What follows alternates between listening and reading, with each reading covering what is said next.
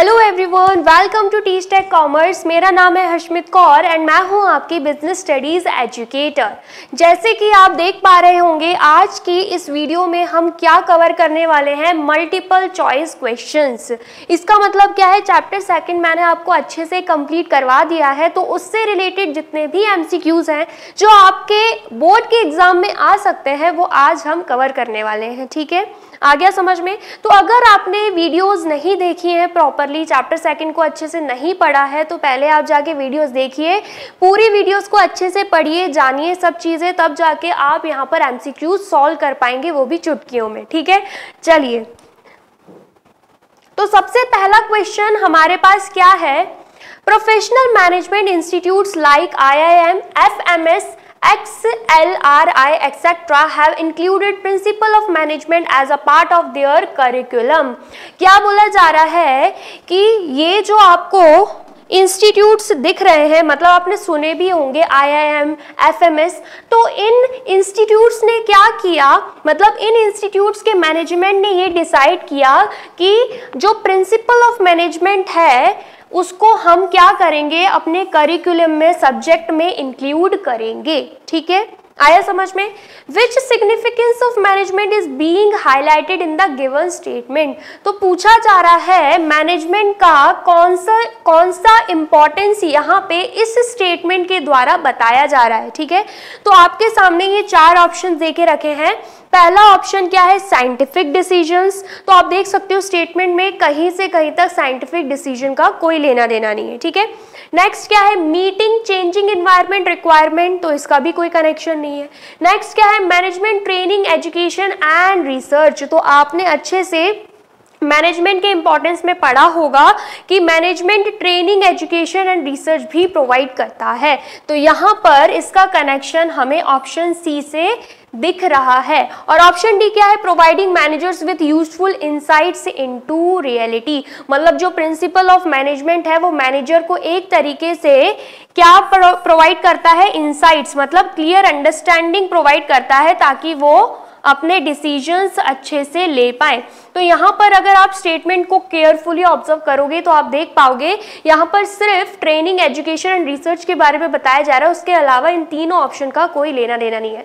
मतलब यहाँ पे ऑप्शन सही, सी जो है वो हमारा सही हो जाएगा। ठीक है, आया समझ में? चलिए नेक्स्ट हम देख लेते हैं क्वेश्चन सेकंड। क्वेश्चन सेकंड क्या है, the principle of management are said to be flexible. आपको अच्छे से पता है, हमने कैरेक्टरिस्टिक्स में यही पढ़ा था कि जो प्रिंसिपल्स ऑफ मैनेजमेंट रहते हैं वो फ्लेक्सिबल रहते हैं। ठीक है, तो यहाँ पर आपको बताना है इन चारों ऑप्शंस में से फ्लेक्सिबल नेचर को कौन सी चीज बता रही, कौन सा स्टेटमेंट हमें फ्लेक्सिबल नेचर बता रहा है प्रिंसिपल ऑफ मैनेजमेंट का। ठीक है, तो पहला ऑप्शन क्या है, they aim at influencing behaviour of human beings. जो प्रिंसिपल ऑफ मैनेजमेंट होते हैं वो ह्यूमन बींग्स के बिहेवियर को इन्फ्लुएंस करते हैं, चेंज करते हैं क्या। नेक्स्ट क्या है, they are general guidelines to action but do not provide readymade solution to management problem. मतलब प्रिंसिपल्स ऑफ मैनेजमेंट एक तरीके से गाइडलाइन है, लेकिन ये मैनेजमेंट को कोई रेडीमेड सॉल्यूशन प्रोवाइड नहीं करते। ठीक है, थर्ड क्या है, they can be modified by the manager when the situation so demands. मतलब इन प्रिंसिपल्स ऑफ मैनेजमेंट को मैनेजर आराम से मॉडिफाई कर सकता है अगर सिचुएशन वो चीज डिमांड कर रही है। ठीक है, नेक्स्ट क्या है, their application is dependent upon the prevailing situation at a particular point of time. मतलब उस टाइम पे सिचुएशन क्या चल रही है उस पे डिपेंड करता है कि प्रिंसिपल ऑफ मैनेजमेंट को अप्लाई करना है कि नहीं। तो अगर स्टेटमेंट को आप ध्यान से ऑब्जर्व करोगे तो स्टेटमेंट ये कहना चाह रहा है कि प्रिंसिपल ऑफ मैनेजमेंट फ्लेक्सिबल होते हैं। ठीक है, तो इस स्टेटमेंट का मतलब ये जो फ्लेक्सिबल नेचर है, इन ऑप्शंस में से सी उसको करेक्टली डिफाइन कर रहा है, जो कह रहा है कि मैनेजर आराम से प्रिंसिपल्स ऑफ मैनेजमेंट को सिचुएशन के हिसाब से मॉडिफाई, चेंज कर सकता है। ठीक है, आया समझ में? तो यहाँ पर भी ऑप्शन सी हमारा करेक्ट हो जाएगा। ठीक है, चलिए नेक्स्ट क्या है, question third, which of the following management principle enhances the feeling of job security. बोला जा रहा है वो कौन सा प्रिंसिपल है मैनेजमेंट का जो जॉब सिक्योरिटी बताता है। तो मैंने आपको अच्छे से बताया था कि अगर मैनेजमेंट में या ऑर्गेनाइजेशन में स्टेबिलिटी ऑफ टेनर होगा, मतलब एम्प्लॉयज को स्टेबिलिटी प्रोवाइड करी जाएगी तो वो जॉब सिक्योरिटी फील करेंगे, अदरवाइज वो इनसिक्योर फील करेंगे और वो अपना काम अच्छे से नहीं कर पाएंगे। अब स्टेबिलिटी ऑफ टेनर में बोला गया जाता है कि अगर आप सिलेक्शन एंड रिक्रूटमेंट प्रोसेस से अच्छे खासे कैंडिडेट को हायर कर रहे हो जो कि अपना काम अच्छे से जानता है, तो उसको थोड़ा टाइम दो ताकि वो न्यू ऑर्गेनाइजेशन को या इन्वायरमेंट को अच्छे से एडप्ट कर पाए। ऐसा नहीं है कि वो 10 दिन में ही अपना रिजल्ट दिखा देगा, एटलीस्ट उसको 1 महीने का, या ज़्यादा काम है तो 2 महीने का, या कुछ ज़्यादा ही अच्छा काम है तो 3 महीने का टाइम उसको दो ताकि वो चीज़ों को समझ पाए, न्यू इन्वायरमेंट को अडेप्ट कर पाए और अपना काम अच्छे से कर पाए। ठीक है, स्टार्टिंग में सबको डिफिकल्टी होती है एक नए इन्वायरमेंट को अडेप्ट करने में। ठीक है, तो अगर आप ऐसा करते हो, उनको कुछ वक्त देते हो, तो वो job security of course feel कर पाएंगे और अपना काम अच्छे से कर पाएंगे। तो यहाँ पर ऑप्शन बी हमारा करेक्ट हो जाएगा। ठीक है, चलिए नेक्स्ट क्या है, 4th question, which of the following statement is false. बोला जा रहा है इन चारों स्टेटमेंट में से कौन सा स्टेटमेंट गलत है। तो पहला स्टेटमेंट क्या है, discipline requires judicious application of penalties. तो बोला जा रहा है डिसिप्लिन में क्या करना होता है, अगर कोई डिसिप्लिन फॉलो नहीं कर रहा है ऑर्गेनाइजेशन में तो उनको पेनल्टी लगती है। ठीक है, बिल्कुल सही स्टेटमेंट है।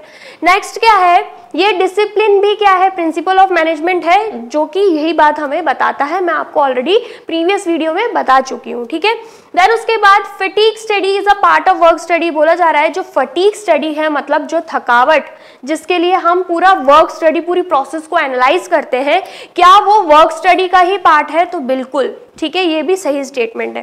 नेक्स्ट क्या है, division of work leads to specialisation. अगर हम वर्क को डिवाइड कर देंगे छोटे छोटे टास्क में और हर एक इंसान को उस टास्क को करने के लिए रख देंगे तो क्या होगा, हर एक इंसान अपनी फील्ड में स्पेशलाइज हो पाएगा, उस काम को और बेहतर तरीके से कर पाएगा। तो ये स्टेटमेंट भी बिल्कुल करेक्ट है। नेक्स्ट क्या है, unity of direction avoids dual subordination. तो ये गलत स्टेटमेंट है, ये गलत स्टेटमेंट है। क्यों? क्योंकि यूनिटी ऑफ डायरेक्शन में हमने क्या देखा था, वन हेड, वन प्लान, ठीक है, एंड उसके बाद सेम ऑब्जेक्टिव। तो ये 3 चीजें क्या बताता है, यूनिटी ऑफ डायरेक्शन मतलब एक हेड होना चाहिए और एक ही प्लान बनना चाहिए, वो भी सेम ऑब्जेक्टिव को अचीव करने के लिए। ठीक है, और डुअल सबऑर्डिनेशन की बात करें तो ये यूनिटी ऑफ डायरेक्शन में नहीं, यूनिटी ऑफ कमांड में फॉलो होता है, क्योंकि यूनिटी ऑफ कमांड में बोला जाता है कि एक सबऑर्डिनेट के लिए एक सुपरवाइजर होना चाहिए, मतलब एक ही इंसान उसे कमांड देगा, उससे काम करवाएगा। 2 लोग 2 अलग बातें करेंगे तो वो कंफ्यूज हो जाएगा कि मुझे बात किसकी माननी है। ठीक है, आया समझ में? तो डुअल सबऑर्डिनेशन किस केस में होता है, यूनिटी ऑफ कमांड में, यूनिटी ऑफ डायरेक्शन में नहीं होता। तो यहाँ पर फॉल्स स्टेटमेंट ऑप्शन डी है। ठीक है, आया समझ में? चलिए नेक्स्ट क्या है, dash principle ensures orderly and smooth flow of information. तो मैंने आपको अच्छे से बताया था कि स्केलर चेन एक ऐसा प्रिंसिपल है जहां पे प्रॉपर फॉर्मल कम्युनिकेशन होती है। अगर कोई भी इंफॉर्मेशन लोअर लेवल से टॉप लेवल मैनेजमेंट तक पहुंचानी है या एक डिपार्टमेंट से दूसरे डिपार्टमेंट में पहुंचानी है, ठीक है, तो बोला क्या जाता है स्केलर चेन में कि एक प्रॉपर प्रोसेस फॉलो करनी होती है। ठीक है, जैसे कि मैंने आपको बताया भी था, यहाँ पर ए है, ई, डी, देन यहाँ पे सी, यहाँ पे बी, ठीक है, एंड यहाँ पे हम रख देंगे एफ, जी, एच, आई। ठीक है, तो यहाँ पर बोला जा रहा है अगर ई के ऊपर डी बैठा है, डी के ऊपर सी है, मतलब ये क्या है, ये सुपरवाइजर है, एक के ऊपर एक बैठा रहता है, जैसे वर्कर के ऊपर फोरमैन बैठा है, फोरमैन के ऊपर सुपरिंटेंडेंट, सुपरिंटेंडेंट के ऊपर बैठा है मैनेजर, मतलब उनको आंसरेबल करना पड़ता है। ठीक है, एंड वही जो ऊपर बैठे हैं ना उनके सुपरवाइजर्स, वो उनको गाइड करते हैं। ठीक है, तो यहाँ पर भी वही चीज दे के रखी है, अगर इस ई को पहुंचाना है इस जी के पास कोई इंफॉर्मेशन, ये एक अलग डिपार्टमेंट है, ये एक अलग डिपार्टमेंट है, और ये समझ लो कि सबसे ऊपर जो इंसान बैठा है वो इससे भी कनेक्टेड है, मतलब ये जो ए है वो इस डिपार्टमेंट से भी कनेक्टेड है और इस डिपार्टमेंट से भी कनेक्टेड है, इसको हम मान लेते हैं डायरेक्टर। ठीक है, आया समझ में। अब इस ई को अगर जी तक अपनी बात पहुंचानी है तो वो क्या करेगा, पहले अपने ऊपर बैठे डी को बताएगा, फिर डी बता देगा सी को। ठीक है, समझिए कि ई क्या है, वर्कर, वर्कर ने बताया फोरमैन को, फोरमैन ने बताया सुपरिंटेंडेंट को, सुपरिंटेंडेंट ने बताया प्रोडक्शन मैनेजर को, प्रोडक्शन मैनेजर ने बताया ओनर को, ओनर ने बताया सेल्स मैनेजर को, सेल्स मैनेजर ने फिर यहाँ पर आके बात पहुंचा दी सुपरिंटेंडेंट को। ठीक है, ये दोनों अलग अलग डिपार्टमेंट है। तो इसे क्या बोला जाता है, स्केलेट चेन, मतलब इंफॉर्मेशन पहुंचाने के लिए एक प्रॉपर प्रोसेस यहाँ पे फॉलो हो रही है। ठीक है, लेकिन मैंने आपको ये भी बताया था कि अर्जेंसी के केस में अगर कोई कम्युनिकेशन करनी है, जैसे कि डी को एच से कोई कम्युनिकेशन करनी है तो वो अपने सुपरवाइजर सी को बता देगा एंड ये अपने सुपरवाइजर जी को बता देगा। और अर्जेंसी के केस में विदाउट फॉर्मल कम्युनिकेशन को फॉलो करते हुए ये दोनों डायरेक्टली बात कर सकते हैं, क्योंकि ये दोनों भले ही अलग अलग डिपार्टमेंट में है लेकिन सेम लेवल पे है। ये भी फोरमैन है एंड ये भी फोरमैन है। ठीक है, तो इसे क्या बोला जाता है, गैंग प्लैंक। ठीक है, एक बार फिर से मैंने आपको रिवाइज करवा दिया है। तो यहाँ पर अगर orderly and smooth flow of information होना है तो वो किस प्रिंसिपल में होगा, स्केलेट चेन। ठीक है, चलिए नेक्स्ट हम देख लेते हैं। नेक्स्ट क्या है, Ramesh manager of sigma limited is very partial in dealing with people from different states. बोला जा रहा है कि एक कंपनी है जिसका नाम है सिग्मा लिमिटेड, तो उनका जो मैनेजर है जिसका नाम क्या है, रमेश, वो अपने एम्प्लॉयज के साथ पार्शियल रहता है। ठीक है, अगर भोपाल में कोई कंपनी है जिसका नाम है सिग्मा लिमिटेड, तो भोपाल के जितने भी एम्प्लॉयज होंगे उनके साथ वो अच्छा रहेगा, और बाहर के कोई एम्प्लॉयज आ रहे हैं, इंदौर के एम्प्लॉयज आ रहे हैं, दिल्ली के कोई एम्प्लॉयज आ रहे हैं, मुंबई के आ रहे हैं, तो उनके साथ वो पार्शियल रहता है, उनसे अच्छे से बिहेव नहीं करता है। तो बोला जा रहा है which management principle is being violated, तो कौन सा प्रिंसिपल यहाँ पे वायलेट किया जा रहा है, इक्विटी। ऑप्शन सी, इक्विटी यहाँ पे वायलेट किया जा रहा है, जहाँ पे बोला जाता है कि ऑर्गेनाइजेशन में सभी एम्प्लॉयज को इक्वल ट्रीटमेंट देना चाहिए, डिस्क्रिमिनेशन नहीं होना चाहिए उनके कास्ट, रिलीजियन, कलर और जेंडर को देखते हुए। ठीक है, आया समझ में। चलिए नेक्स्ट क्या है, question 7, the principle of management given bye Fayol which aims at preventing overlapping of activity is. बोला जा रहा है फ्योल का वो कौन सा प्रिंसिपल है जो हमें बताता है कि जो एक्टिविटीज है वो रिपीटिशन में ना हो, ओवरलैप ना हो। तो डिवीजन ऑफ वर्क आपको पता है, वर्क डिवाइड होता है, इसका कोई कनेक्शन नहीं है स्टेटमेंट से। फिर यूनिटी ऑफ कमांड, मतलब एक इंसान एक ही को कमांड देगा।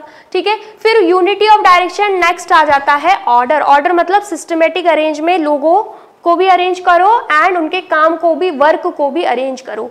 तो यहाँ पर ऑप्शन सी हमारा सही हो जाएगा। ठीक है, क्योंकि यूनिटी ऑफ डायरेक्शन में अगर सभी एम्प्लॉयज को, पूरे स्टाफ को पता रहेगा कि हमें क्या ऑब्जेक्टिव पूरा करना है एंड उसके लिए क्या प्लान बनाया हुआ है, कोई भी कंफ्यूज नहीं होगा और कोई भी एक्टिविटीज रिपीटेड नेचर में नहीं होंगी, ओवरलैप नहीं करेंगी। ठीक है, आया समझ में, क्योंकि सबको पता है हमें करना क्या है। तो यहाँ पर यूनिटी ऑफ डायरेक्शन बताया जा रहा है, तो ऑप्शन सी राइट हो जाएगा। ठीक है, चलिए नेक्स्ट देख लेते हैं question 8, according to principle of cooperation not individualism competition should be replaced with. अब कोऑपरेशन नॉट इंडिविजुअलिज्म भी एक प्रिंसिपल है जिसमें मैंने आपको बताया था कि ऑर्गेनाइजेशन में तालमेल होना चाहिए, इंडिविजुअलिज्म नहीं होना चाहिए, लोगों को सिर्फ खुद का नहीं सोचना है, क्योंकि एक ऑर्गेनाइजेशन में बहुत लोग काम करते हैं, सबका अलग अलग इंटरेस्ट रहता है, सब अपने गोल्स के लिए आते हैं, कोई किस चीज के लिए आता है, कोई किस चीज के लिए आता है। तो ऑर्गेनाइजेशन अगर सबका इंडिविजुअल इंटरेस्ट देखने लगेगा तो खुद ग्रो ही नहीं कर पाएगा। ठीक है, आया समझ में। तो इस केस में क्या करना रहता है कि हमें देखना रहता है कि ऑर्गेनाइजेशनल गोल क्या है। ठीक है, तो तालमेल बिठा के वो चीजें करनी रहती है, अपने इंटरेस्ट को साइड में रखना पड़ता है, इंडिविजुअलिज्म नहीं दिखाना रहता। ठीक है, मैनेजर जो है वो खुद की सैलरी का नहीं सोचेगा कि भैया सिर्फ और सिर्फ मेरी सैलरी बढ़ जाए, मुझे और चीज़ों से लेना देना नहीं कि ऑर्गेनाइजेशन में काम हो रहा है नहीं हो रहा है, नहीं, आपको ऑर्गेनाइजेशन का काम देखना पड़ेगा, तालमेल बिठा के चीज़ें करवानी पड़ेगी और खुद भी करनी पड़ेंगी। ठीक है, आया समझ में। तो यहाँ पर इस प्रिंसिपल में क्या बोला जाता है कि कंपटीशन को हटाओ, कंपटीशन को हटाओ। जैसे कि एम्प्लॉयज के बीच में कंपटीशन होता है ना कि मैं पहले ये कर लूँ, मैं पहले ये कर लूँ, मतलब मेरा प्रमोशन हो जाए, मेरी सैलरी बढ़ जाए, सब अपना अपना सोचते हैं। तो बोला जा रहा है कंपटीशन को तो नेग्लेक्ट कर दो, हमें कंपटीशन पे ध्यान नहीं देना है। अगर तुम्हारे ग्रुप का एक इंसान ये काम नहीं कर पा रहा है, तुम उसकी हेल्प करो, क्योंकि हमें क्या करना है, कंपटीशन को हटाना है। किससे? कोऑर्डिनेशन से, कोऑपरेशन नहीं आएगा, सॉरी, कंपटीशन को हटाना है हमें कोऑर्डिनेशन से, तो यहाँ पर ऑप्शन सी हमारा सही हो जाएगा, मतलब तालमेल बिठा के हमें चलना है, ठीक है। चलिए नेक्स्ट हम बात कर लेते हैं 9th क्वेश्चन की, जो बोल रहा है which of the following statement is false for standardisation. Standardisation मतलब क्या होता है, मैंने आपको अच्छे से बताया था। स्टैंडर्डाइजेशन भी एक प्रिंसिपल है जो कि फ्योल नहीं दिया था कि हम अगर कोई भी प्रोडक्ट बना रहे हैं, कोई भी कॉमोडिटी बना रहे हैं, तो उसके लिए हम फिक्स्ड टाइप डिसाइड कर लें कि इसी टाइप का होना चाहिए, उसके लिए परफेक्ट साइज डिसाइड कर रहे हैं, उसका नेचर कैरेक्टरिस्टिक क्या होना चाहिए वो भी डिसाइड कर लें। इससे क्या होगा, चीज़ें अंडरस्टैंड हम कर पाएंगे, उसमें कंफ्यूज नहीं होंगे, ना ही हम होंगे और ना ही वो जो प्रोडक्ट ले रहा है वो होगा, ठीक है। आया समझ में। जैसे कि पिज्जा की कंपनी है, डोमिनोज ले लेते हैं, ठीक है। तो डोमिनोज ने डिसाइड किया हुआ है कि जो हमारा पिज्जा रहेगा स्मॉल रहेगा, मीडियम रहेगा, ठीक है, मीडियम रहेगा और लार्ज रहेगा। ये 3 साइजेस उन्होंने डिसाइड करके रखे हैं। उन्होंने ये डिसाइड नहीं किया कि एक पिज्जा में सिर्फ 1 स्लाइस आएगा और दूसरे पिज्जे में 2 स्लाइस, 3 स्लाइस, 4 स्लाइस, 5 स्लाइस, ऐसे साइजेस उन्होंने डिसाइड नहीं करे हुए हैं, ठीक है। आया समझ में। तो यहां पर उन्होंने सिर्फ और सिर्फ 3 साइज डिसाइड कर लिए। इससे क्या है, सभी लोगों को पता है कि हम पिज्जा हट जा रहे हैं, सॉरी डोमिनोज जा रहे हैं, तो हमें ये 3 साइजेस अवेलेबल मिल जाएंगे, तो उनको कंफ्यूजन ही नहीं होगी, ठीक है। 2 लोग हैं तो स्मॉल साइज ले लेंगे, 3 या 4 लोग हैं मीडियम ले लेंगे, 5 से 6 लोग हैं लार्ज ले लेंगे, ठीक है। आया समझ में। तो यहाँ पर बोला जा रहा है स्टैंडर्डाइजेशन में क्या होता है, एक टाइप डिसाइड कर लेते हैं, जैसे कि उन्होंने टाइप डिसाइड कर लिया कि हमें सिर्फ पिज्जा रखना है और इस टाइप का पिज्जा रखना है, ठीक है। साइज भी डिसाइड कर लिया, कैरेक्टरिस्टिक्स भी डिसाइड कर लिया कि उसमें कौन कौन से इंग्रेडिएंट्स डलेंगे, ठीक है। आया समझ में। चलिए तो यहाँ पे बोला जा रहा है अगर हम स्टैंडर्डाइजेशन की बात करें तो इन ऑप्शन में से कौन सा ऑप्शन गलत है, ठीक है। तो सबसे पहले क्या है, to reduce a given line product to fixed type size and characteristics, बिल्कुल सही स्टेटमेंट बोली जा रही है, ठीक है, अभी जस्ट बताया। नेक्स्ट क्या है, to establish interchangeability of manufactured part and products, तो बिल्कुल सही है ये भी। स्टैंडर्डाइजेशन में क्या बोला जा रहा है, हमने फिक्स्ड साइज, टाइप और कैरेक्टरिस्टिक्स डिसाइड कर लिए, तो प्रोडक्ट, हर प्रोडक्ट जो बनेगा ना उसका भी साइज फिक्स रहेगा, कैरेक्टरिस्टिक्स और टाइप भी सेम रहेंगे। ऐसा क्यों, ताकि हम क्या कर पाए, अगर कोई चीज खराब हो रही है, फॉर एग्जांपल मैंने तो यहाँ पे पिज्जा का एग्जांपल लिया, अगर कोई मशीनरी है और एक ही तरीके की मशीनरी हम बना रहे हैं और एक मशीनरी में खराबी आती है, उसके किसी पार्ट में खराबी होती है, तो दूसरी मशीनरी का वो पार्ट, सेम पार्ट उठा के हम उसमें रिप्लेस कर सकते हैं, इंटरचेंज कर सकते हैं, क्योंकि हमने क्या किया है, साइज भी सेम रखा है, टाइप भी और कैरेक्टरिस्टिक भी, ठीक है। तो स्टैंडर्डाइजेशन की ये स्टेटमेंट भी बिल्कुल सही बोली जा रही है। नेक्स्ट क्या है, to eliminate unnecessary diversity of product sizes and types, बोला जा रहा है जो अननेसेसरी की डाइवर्सिटी है ना प्रोडक्ट्स की, जैसे कि आप खोल रहे हो डोमिनोज, मतलब डोमिनोज ने पिज्जा के लिए मेन बनाया ना, डोमिनोज उसी के लिए फेमस है, तो आप वहां पे बर्गर भी रख रहे हो, मंचूरियन भी रख रहे हो, नूडल्स भी रख रहे हो, मतलब वेराइटी ऑफ फूड रख रहे हो, तो लोग आके कंफ्यूज होंगे। या पिज्जा की ही बात करें तो आपने 1000 वेराइटी रखी हुई है, किसी के पास इतना टाइम है कि 1000 में से फाइंड आउट करे उसे खाना क्या है, 10 वेराइटी रखो उतना काफी है, ठीक है। आया समझ में। लेकिन ये जो बात हो रही है ना, ये स्टैंडर्डाइजेशन की नहीं है, ये है सिंप्लीफिकेशन की बात, ये स्टैंडर्डाइजेशन का पॉइंट नहीं है, ठीक है। आया समझ में। तो यहाँ पर जो फॉल्स स्टेटमेंट है ये ऑप्शन सी ही होगी, ठीक है। लास्ट ऑप्शन क्या है, to establish standard of excellence and quality in material, मतलब जो मटेरियल हम यूज कर रहे हैं, जो प्रोडक्ट हम बना रहे हैं, उसकी क्वालिटी को भी स्टैंडर्डाइज करो, स्टैंडर्ड मेंटेन करो कि इतना क्वालिटी अच्छा होना चाहिए तभी हमारा प्रोडक्ट बिकेगा, ठीक है। आया समझ में। तो यहाँ पर ए, बी एंड डी सही है, लेकिन सी स्टेटमेंट सिंप्लीफिकेशन का है जो कि स्टैंडर्डाइजेशन का नहीं है, फॉल्स स्टेटमेंट दे के रखा हुआ है, तो हमने सी चुना है, मतलब सी ही राइट आंसर है, ठीक है। चलिए नेक्स्ट हम देख लेते हैं लास्ट क्वेश्चन, जो कि क्या है, the technique of scientific management given by Taylor which aims to establish interchangeability of manufactured parts and product is, तो जस्ट अभी मैंने आपको बताया था ये किस में आ जाता है, ये आ जाता है स्टैंडर्डाइजेशन में, जहां पे मैन्युफैक्चर्ड पार्ट को हम रिप्लेस कर सकते हैं, ठीक है, क्लियर हुआ? तो यहाँ पर ऑप्शन सी हमारा राइट आंसर हो जाएगा। ठीक है, आई होप आपको ये वीडियो अच्छी लगी है। यहाँ पे हमारे एमसीक्यूज कंप्लीट हो चुके हैं। अगर वीडियो आपको अच्छी लगी है तो फटाफट से वीडियो को लाइक कर दीजिए, कमेंट कर दीजिए एंड इस वीडियो को आप शेयर कर दीजिए अपने भाई बहनों के साथ, अपने दोस्तों के साथ, अपने क्लासमेट्स के साथ। अब मिलते हैं हम नेक्स्ट लेक्चर में। Till then take care, bye bye.